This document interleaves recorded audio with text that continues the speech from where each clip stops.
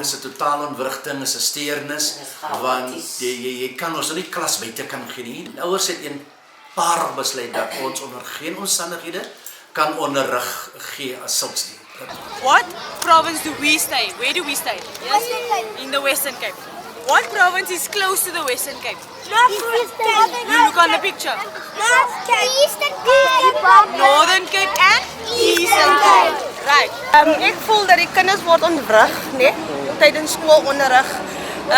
In terme van konstruksiewerk, moes die konstruksie al voel ek as ouer vakansie te plaasgevind het en daar het nie plaasgevind nie, so die kinders se onderrig word daar gaan daarmee heen. Kyk hoe moet die omstandighede met die kinders dit buitekant. Wat gebeur as dit gereën het? Is regtig 'n onderrig aan elke kind en onderwyser natuurlik. Nie so maakie, hoe luister julle nie? Why are you sleeping then? Asked his teacher.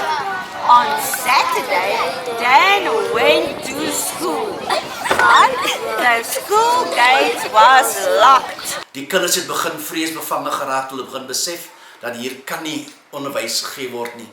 En die trappe bo, om op te gaan met die trappe, en veral julle sal sien die stitte wat hulle ingesit het. Dit het kinders vrese gegee dat die gebou kan val. Jy kan nie toelaat vir die klasse wat oor is, dat jy nou twee klasse moet in een klein klaskamertjie wees. Jy weet, it's about 80 to 90 children in een klas. Dit was so